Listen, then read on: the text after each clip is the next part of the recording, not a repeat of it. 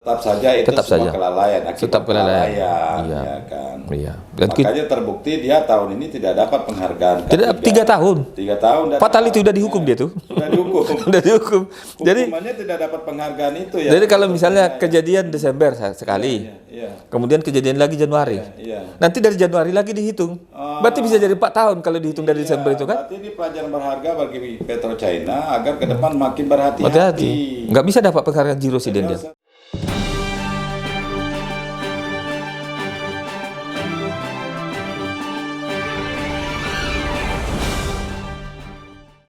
Saudara, hari ini saya dalam perjalanan menuju kantor dinas Ketenagakerjaan dan Transmigrasi Provinsi Jambi. Saya mau tanya sejauh mana perkembangan kasus kecelakaan kerja yang terjadi berulang kali di sebuah perusahaan besar pertambangan minyak di Provinsi Jambi, yaitu perusahaan PetroChina. Nah, sudah berulang kali terjadi kecelakaan kerja di sana mulai dari penghujung tahun 2022 hingga awal 2023 ini. Sudah berulang kali terjadi kecelakaan kerja, bahkan ada yang meninggal dunia, 2 orang dan yang lainnya luka-luka. Nah, seperti apa penanganan persoalan ini, sejauh mana penyelesaiannya, dan bagaimana dengan perusahaan itu sendiri? Dan apa saja yang sudah dilakukan oleh Dinas Tenaga Kerja untuk mengawasi persoalan ini? Saya akan tanya-tanya langsung ke kepala dinasnya. Nah, ini sudah saya sampai ke parkirnya. Saya akan tanya ke beliau seperti apa penanganan persoalan ini, sehingga tidak ada lagi kecelakaan kerja di perusahaan sebesar itu. Dan apa hasil investigasi Dinas Tenaga Kerja di Jambi ini terhadap perusahaan tersebut. Sebentar lagi saya akan sampai dan saya akan wawancara langsung dengan Pak Bahari, kepala dinasnya.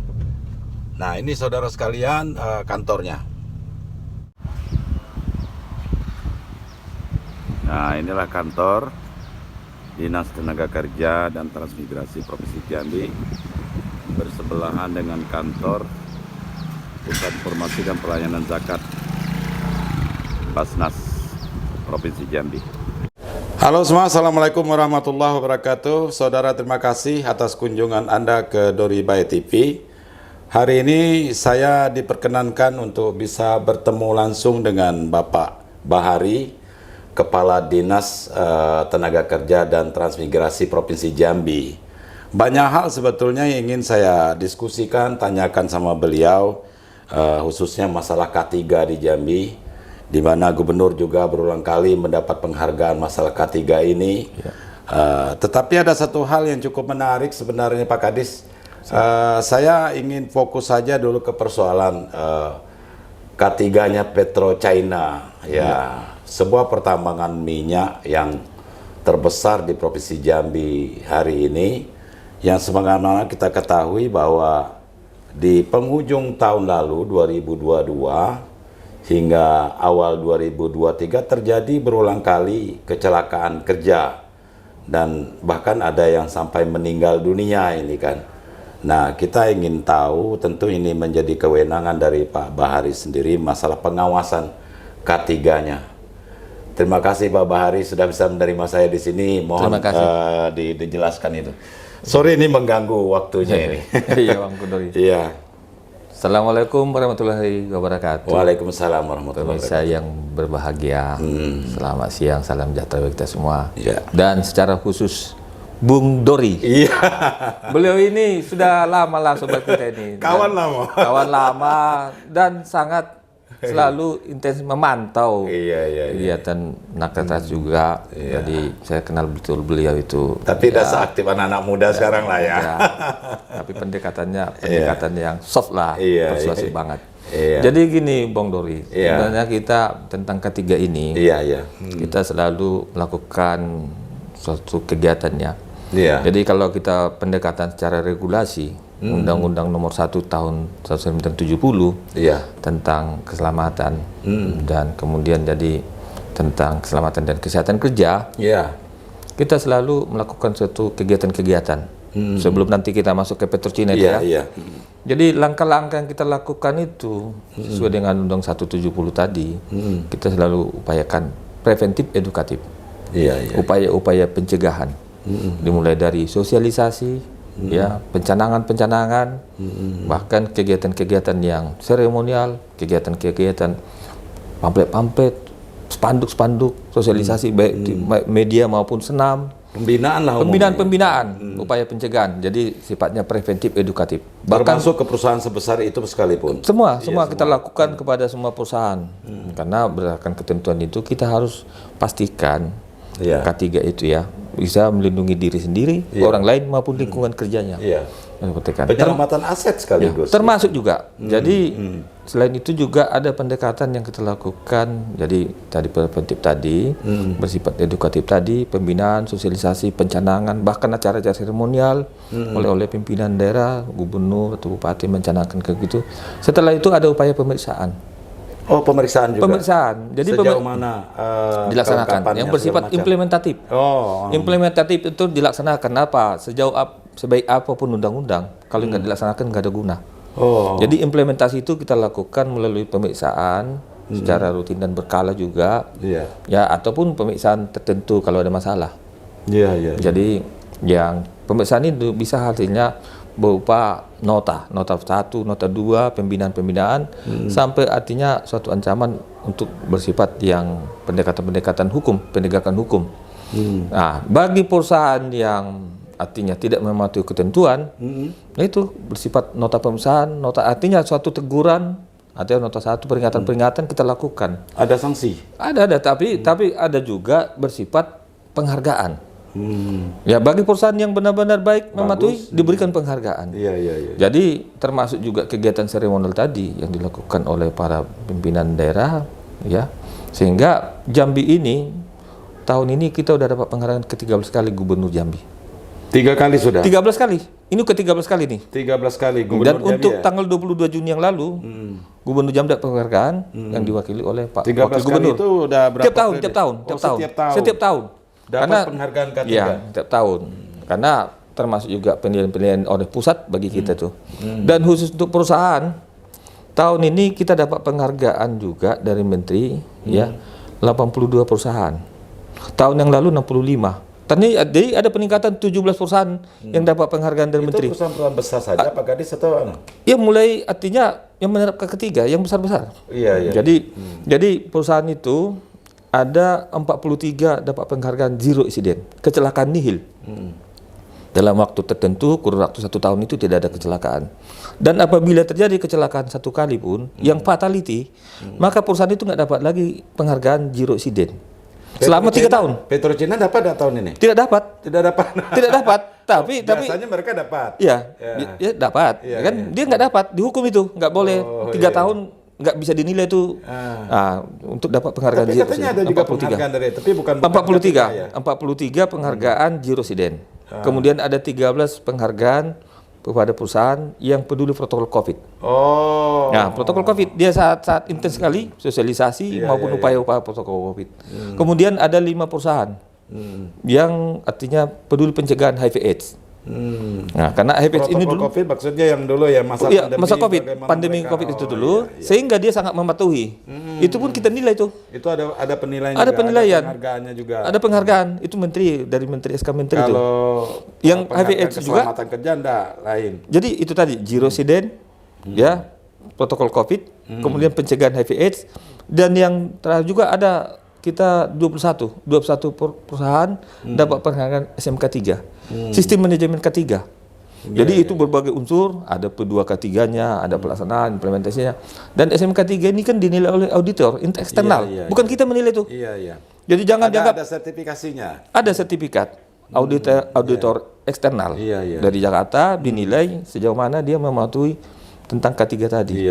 Sehingga diberikan penghargaan SMK 3. Petro tadi, karena pernah ada kecelakaan, dia dapat 2 penghargaan itu. Protokol COVID sama peduli HIV/AIDS. K3 nggak dapat. Sebenarnya sama-sama K3 juga kan, karena K3 itu kan keselamatan dan kesehatan kerja. Dia khusus protokol COVID-nya sama peduli HIV/AIDS. Sangat peduli dia.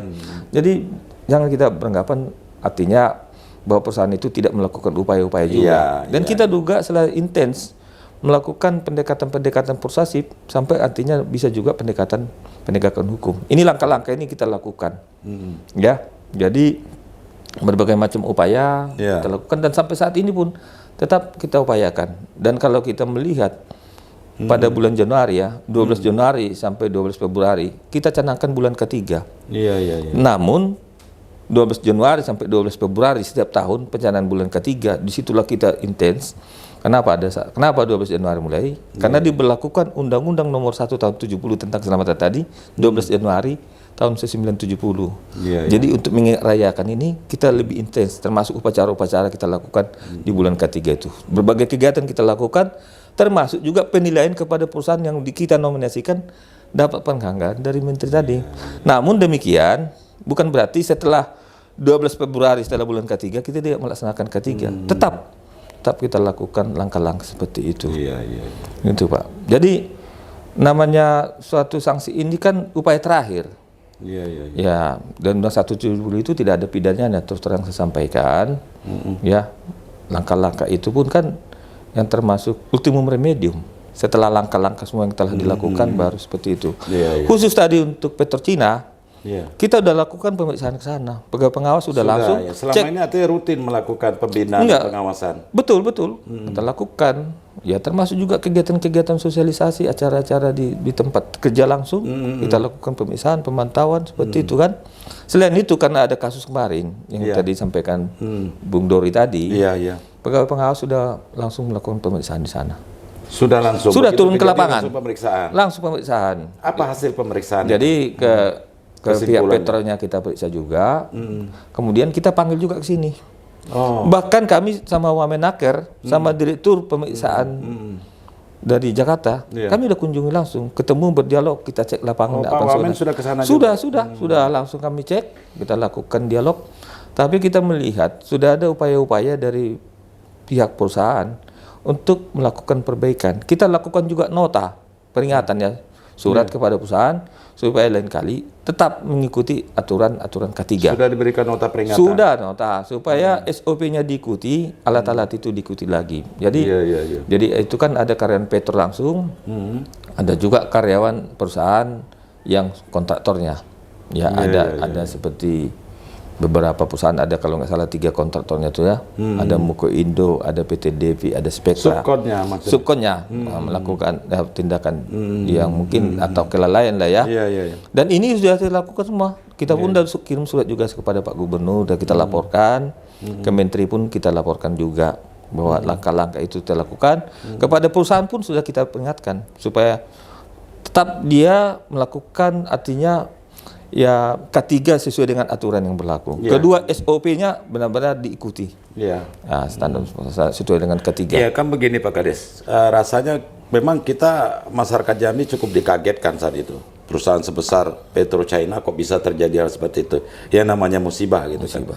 Tapi apapun alasannya itu kan tetap harus ada sanksi ya. Apa sanksi yang sudah diberikan terhadap perusahaan ini? Supaya mereka tidak mengulangi lagi hal-hal seperti ini, lebih berhati-hati gitu. Kalau secara sanksi, itu ya. Sanksi administrasi kah atau apakah? Administrasi, kita kan peringatan nota pertama dulu. Perlu sampaikan bahwa pendekatan undang-undang keterkerjaan ini selalu dia preventif edukatif tadi. Nota 1 peringatan. Kalau peringatan pertama sampai peringatan kedua, dia sudah mematuhi. Sanksi apa lagi? Karena Undang-Undang 170 itu tidak ada pidananya, Pak. Tidak ada pidana. Jadi kalau diatur di situ, pelanggaran tentang K3 ini akan diatur lebih lanjut dengan peraturan perundang-undangan. Sampai sekarang ini ada peraturan perundang-undangan, tapi Permenaker. Peraturan Menaker ini kan nggak kuat pidananya. Buatan eksekutif itu. Jadi itulah kita melihat masih perlu juga dilakukan perbaikan di undang-undang ini. Undang-Undang 170 itu udah lebih baik sebenarnya. Kalau dulu kan ada namanya buatan Belanda tuh. Rekering itu Stabat 1910 nomor 406. Inilah yang dirubah oleh Undang-Undang 170 ini. Masih lebih bagus ini. Kalau dulu pendekatan represif polisional atau represif judicial, langsung apa kayak gitu. Jadi sebenarnya sekarang ini negara itu sudah hadir, pemerintah itu sudah hadir, upaya pencegahan. Kalau yang lama itu Tuan Belanda dulu, setelah ada masalah baru dia muncul. Nah itu baru kita nunggu negara baru hadir. Kalau sekarang ini negara sudah hadir, pencegahan, pembinaan, sosialisasi, penyuluhan, bahkan gubernur membuat satu upacara kita canangkan ketiga, menteri membuat apa, udah termasuk implementasi kita laksanakan. Tapi di mana-mana bisa aja terjadi musibah. Musibah ini. Tapi kalau musibah ini suatu kemungkinan kan sengaja atau lalai. Nah, lalai ini pun kita lihat aturan hukumnya kayak mana, lalai seperti apa. Karena kalau kita lakukan juga terlalu sampai mendetail, bisa aja pelaku itu termasuk juga korban. Atau korban itu termasuk bisa juga pelaku karena dia lalai kan, dia jadi korban. Jadi kita kan lebih menyoroti ke masalah pimpinan. Ini kan tenaga kerja asing juga dia ya. Kalau pengawasannya seperti apa tuh Pak Gadis? Kalau yang di pengawasan itu di situ kan ada field manajernya, FM sama FM. Ada juga HSE di situ yang bagian ketiganya ada juga. Jadi kalau aturannya secara normatif Undang-Undang 170 itu setiap perusahaan yang memiliki tenaga kerja 100 orang atau lebih wajib memiliki P2K3, membentuk P2K3. P2K3 itu apa? Panitia Pembina Keselamatan dan Kesehatan Kerja. Kan memberikan saran dan masukan bagaimana supaya dipastikan bahwa di perusahaan itu dilaksanakan K3. Kan keselamatan kesehatan. Cuma harus pekerja dia sendiri dilindungi, orang di sekitarnya jangan sampai termasuk lingkungan kerja di situ harus benar-benar dipastikan mengikuti K3.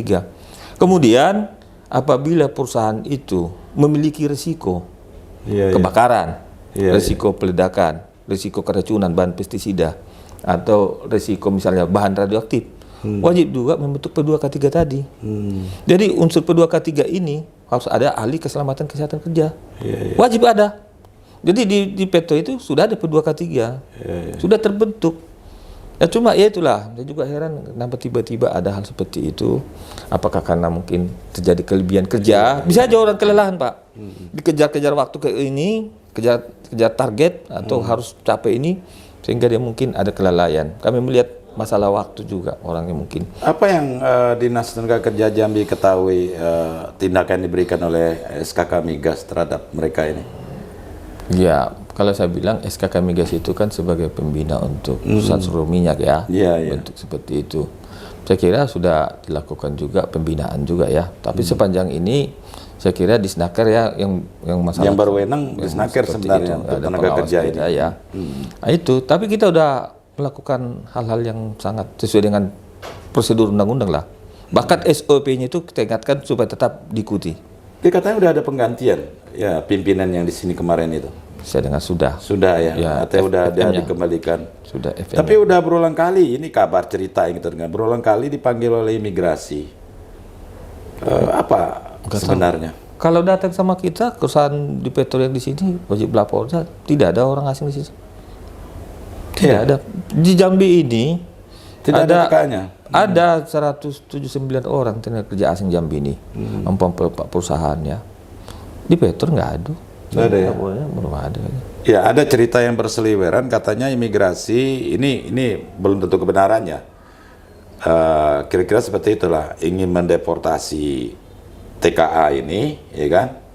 Tapi belum ada rekomendasi dari Disnaker, gitu. Tidak ada. Saya apalagi cerita katanya nggak ada Pak. Mana tahu. Kedua gini, kan Petro kan dengan kontraktornya, bisa jadi kontraktornya itu di subnya, ya kan? Kan ada beberapa subnya di itu kan, yang kita seperti PT DQL itu, gitu, seperti Bohai itu, bisa aja. Bukan, tapi di organiknya di Petronya saya lihat tidak ada tenaga kerja asing. Tapi kalau Jakarta itu ada, saya lihat namanya pimpinannya tertinggi. Pimpinan tertinggi. Atau kalau di Jambi nggak ada.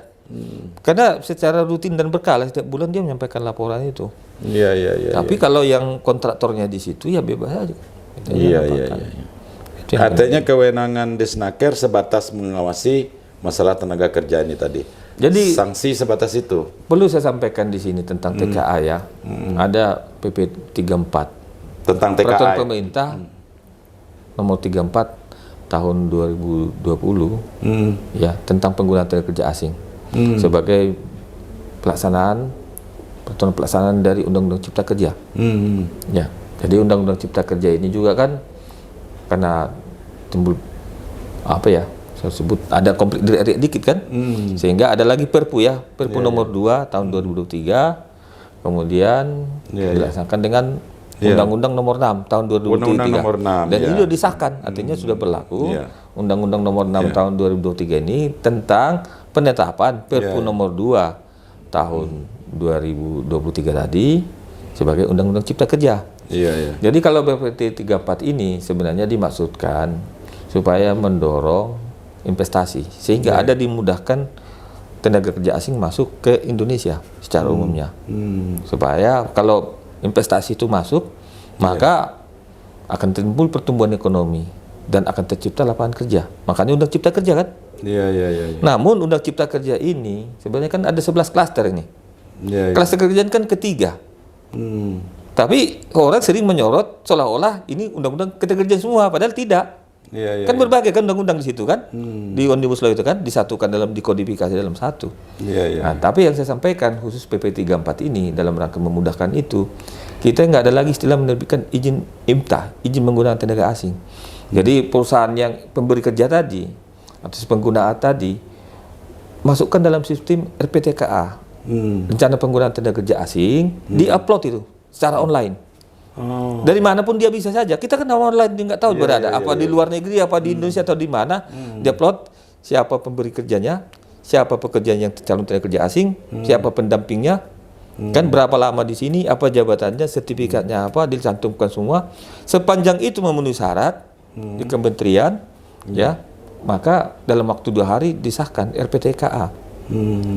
Pengesahan RPTKA inilah nanti digunakan jadi VITAS ini yang termenuhi syarat dan termasuk ITAS, dan kemudian dilaporkanlah ke instansi ketenagakerjaan di mana dia berada, di provinsi atau di mana sampai ke instansi yang mana.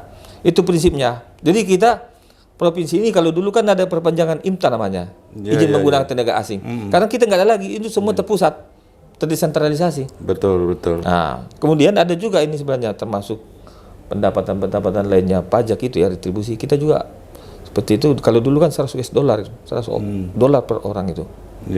Dolar. Jadi kalau dia bekerja dalam 2 provinsi, lintas provinsi misalnya, itu jadi pendapatan negara bukan pajak. Jadi kalau misalnya bekerja di Jambi ini, lintas kabupaten, baru di provinsi Jambi. Kalau dia hanya bekerja dalam satu kabupaten atau dalam kota, itu retribusi dari kota atau kabupaten itu. Itu termasuk juga diatur seperti itu, banyak yang diatur di PP 34 itu. Jadi artinya untuk penggunaan tenaga asing itu tidak sepenuhnya oleh Disnaker, bukan ada rekomendasi kita. Karena dia langsung daftar online, Bos. Iya, Bung Kodir. Kalau terhadap desakan kemarin kan ada di tanggal 20 berapa ya, awal Juli ini ya. Saya enggak ingat, saya lihat catatannya dulu. Ada ya tanggal 5 Juli, saya catat nih. Aliansi apa itu? Ya utusan dari masyarakat Jambi lah, semacam ormas yang demo ke Dubes Cina, mendesak agar terjadi segera dilakukan apa? Restrukturisasi, penggantian pimpinan di PetroChina, kemudian meminta kepada Disnaker untuk menindaklanjuti penyelidikan masalah pelanggaran itu. Itu Pak Kadis dengar nggak? Enggak ada. Itu kan ya? Kalau udah demo ke Dubes itu kan bukan napak lagi. Nah, kira-kira dapat suratnya ke sini gitu? Nggak ada ya? Nggak ada. Mungkin apalagi berita online kan? Iya. Maaf lah ini kan, kadang-kadang kan kita tahu informasi seperti itu. Kita sampai saat ini belum ada, Bung Dori. Artinya kondisi PetroChina hari ini gimana? Kalau saya melihat pasca terjadinya kecelakaan itu. Kalau saya melihat kondusif. Bisa berjalan dia produksi. Kenapa? Kita juga harus menjaga iklim situasi hubungan industrial yang kondusif ya. Iya. Disnaker itu salah satu untuk menjaga itu. Ya, termasuk juga misalnya perlindungan tenaga kerja, termasuk juga suasana itu mengantisipasi. Ya, jangan sampai. Tapi sepanjang tupoksi Disnaker. Iya. Itu. Tapi sampai saat ini kulihat suasana di situ kondusif juga, nggak ada terlalu masalah. Kan? Oke, satu lagi nih Pak Kadis. Banyak pihak yang menginginkan, ya kita tidak perlu sebutlah, Pak Kadis sudah tahu lah. Katakanlah dari kelompok-kelompok masyarakat yang menginginkan bahwa agar PetroChina punya kantor pusatnya di Jambi. Mengingat ya area tambangnya lebih banyak di Jabung ini kan. Gimana tanggapan Pak Kadis tuh? Kalau keinginan itu bisa sah-sah aja. Namanya keinginan kan. Tapi untuk hal ini kan bukan, saya kira untuk komen itu kan tidak apa saya lagi. Ngapain saya komen tentang kantor seperti itu? Mungkin ya, barangkali karena minimnya penyerapan tenaga kerja dari putra daerah. Sementara perusahaan itu beradanya di sini. Putra daerah yang diserap. Nah, ini saya tanya juga ini. Berapa banyak putra daerah yang diserap oleh PetroChina bisa bekerja? Kalau saya melihat dari data terakhir waktu kita periksa ya, jumlah karyawan Petro itu yang langsung ke Petronya sekitar 414 orang kalau nggak salah. Ini bukan perusahaan yang subkonnya yang enggak, kalau yang kontraktornya itu sekitar 1.400-an. Kalau yang di PetroChina-nya berapa? Sekitar 400 orang. Waktu kami kejadian itu ya, datanya itu ada kita. Dari 400 anak Jambi berapa? Kalau kita melihat pas dialog pun ada 93% kali ada. Cukup banyak. Banyak ya? Banyak. Jumlah segitu udah possible belum? Nah, sebenarnya kan gini. Kalau dari segi kantor sekarang ini, kan orang selalu berpikir anywhere, anytime. Bekerja di mana saja, kapan saja pun bisa. Jadi banyak, buktinya banyak, karena kantor-kantor hanya online kok. Ya, tidak berpikir seperti zaman dulu kita, karena secara segala aplikasi kan online semua. Nah, tapi memang secara hukum alamat kantornya harus ada. Itu tadi jawab ya. Jadi bisa bekerja di mana saja, kapan saja pun bisa, nggak ada masalah, nggak terlalu terpaku ke budaya. Kedua, kalau tentang yang tenaga kerja itu tadi, Jambi bisa lihat lebih 90%. Kenapa? Orang Jambi juga banyak bekerja di luar Jambi kok. Di Jakarta banyak, dia sampai ke luar Ini negeri kan banyak. ceritanya kan jadi daerah ini Pak Kadis. Katanya yang anak daerah yang bekerja di PetroChina palingan jadi driver, security, ya kerja-kerja buru-buru kasarnya. Apa betul itu? Pak Kadis kan lebih tahu datanya itu. Ya gini, kalau bekerja ini kan begini ya, kita harus meningkatkan kompetensi. Karena pekerjaan ini harus benar-benar dikerjakan oleh orang kompeten.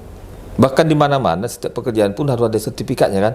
Sambil contoh lah misalnya untuk alat-alat berat aja. Ya, aturan keterkerjaan itu Undang 170 itu alat angkat, angkut dan ungkit. Walaupun operator kan, operator alat berat harus mengikuti pelatihan dulu.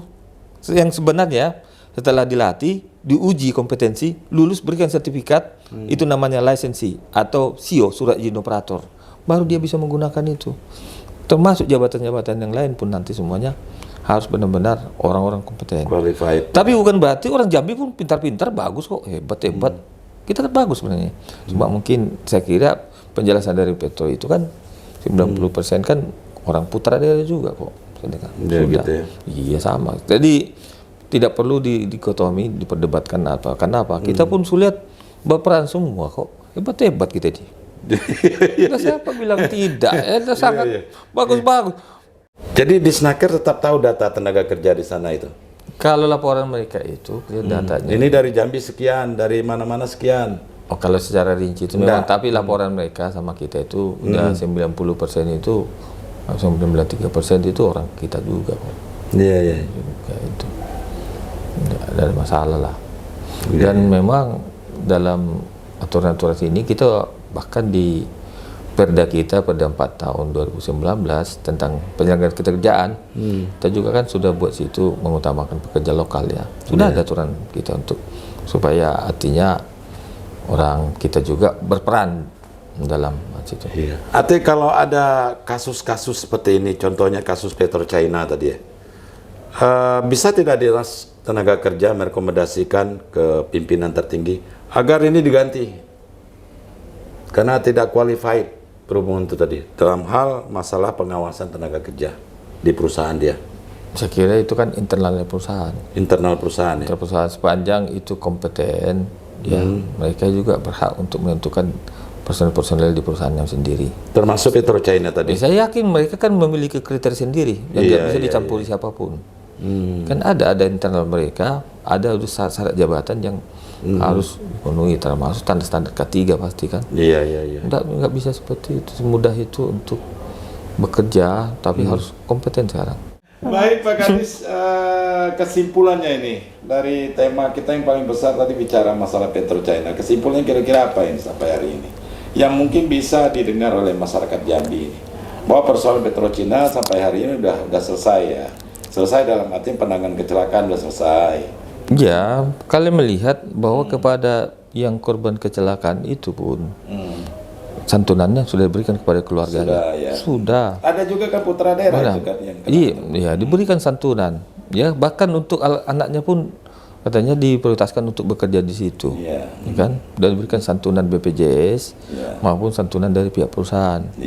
Saya melihat sudah ada komitmen ya, bahkan di luar aturan BPJS dia sudah lakukan, dibawanya berobat ke Jakarta, bahkan disewanya pesawat satu khusus gitu hanya untuk merawat.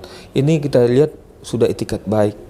Kalau kita pikir-pikir siapa sih yang ingin terjadi musibah? Tidak ingin. Yang penting kan itu ya penanganannya. Tapi penanganan pun sudah kita lakukan. Ya, kita lakukan semua, tapi bukan berarti kita mengabaikan keselamatan dan kesehatan kerja tadi. Tetap saja itu semua kelalaian. Tetap kelalaian. Iya kan. Iya. Dan makanya terbukti dia tahun ini tidak dapat penghargaan. Tidak, 3 tahun. 3 tahun. Fatality udah dihukum dia tuh. Sudah dihukum. Udah dihukum. Jadi hukumannya tidak dapat penghargaan itu ya. Jadi kalau misalnya kejadian Desember sekali, kemudian kejadian lagi Januari, nanti dari Januari lagi dihitung. Berarti bisa jadi 4 tahun kalau dihitung dari Desember itu kan? Berarti ini pelajaran berharga bagi PetroChina agar ke depan makin berhati-hati. Nggak bisa dapat penghargaan zero incident dia. Nggak bisa dapat penghargaan lagi. Apa nama penghargaan apa? Kecelakaan nihil atau zero incident. Zero incident. 0. Jadi kalau kecelakaan 0, ya dalam kurun waktu itu tidak ada kecelakaan, baru kita nominasikan, dilakukan penilaian oleh Kemenaker, bisa dapat penghargaan. Tapi kalau ada fatality, itu nggak dapat penghargaan. Nggak boleh. Nominasi pun nggak masuk lagi. Nggak bisa kita usulkan. Fatality. Walaupun 1 orang. Walaupun 1 orang. Ini apalagi sampai 3 orang meninggal, luka-luka. 2 orang. 2 orang meninggal ya. 2 orang. Luka-luka. Berapa orang itu? Banyak luka bakar. Yang patah juga. Ya kan? Yang pertama itu kan 8 orang. 8 orang aja. 1 orang langsung rawat jalan pulang. Kemudian 1 rawat di Jambi Siloam. Ada 6 orang dibawa ke Jakarta. 2 orang meninggal kan. Kemudian lawat. Sudah sekira. Ya mudah-mudahan pimpinan tertinggi PetroChina makin berhati-hati lah ya, karena ini menyangkut masalah aset negara, aset daerah, ya kan, keselamatan kerja ini menjadi prioritas utama, sehingga semua ini bisa saling berkesinambungan untuk menjaga aset negara ini kan. Betul. Ya kalau ada yang perlu ditindak ya sesuai dengan kapasitas Pak Kadis tadi di Snaker Trans sudah memberikan peringatan. Peringatan sudah. Nah itu. Dan ini kita selalu bersifat pembinaan, pencegahan, sosialisasi, Kalaupun yang terakhir peringatan seperti itu. Tapi kalau dia usah peringatan pertama, kedua, dia udah melaksanakan, dia apa lagi? SOP kita sampaikan supaya mengikuti aturan-aturan ini dilaksanakan, terus mau tindak apa lagi? Kan udah, sudah dipatuhi semua. Ini udah berapa kali peringatan PetroChina ini? Ya hanya 2 kali udah dipatuhi. Kita ingatkan sudah dipatuhi SOP itu. Dari kirimnya surat. Dan surat pun kita kirim juga, laporan kita ke Pak Gubernur, ke Menteri pun udah kita kirim juga. Nah itu. Oke. Pak Mari, terima kasih ini atas waktunya. Siap. Ini. Pak Dori ya. Mudah-mudahan tidak bosan cerita masalah K3 di Jambi ini. Terima kasih Pak Kadis sekali lagi ini. Mudah-mudahan tidak kapok kita untuk diskusi seperti ini. Siap. Dan kita berharap mudah-mudahan informasi yang kita bahas tadi, kita diskusikan tadi ada manfaatnya bagi masyarakat Jambi. Muhammad. Sekali lagi terima kasih. Assalamualaikum warahmatullahi wabarakatuh. See you in the video. Terima kasih, Bung Kudori. Iya. Selamat siang. Oke, mantap. Jangan lupa subscribe. Mantap.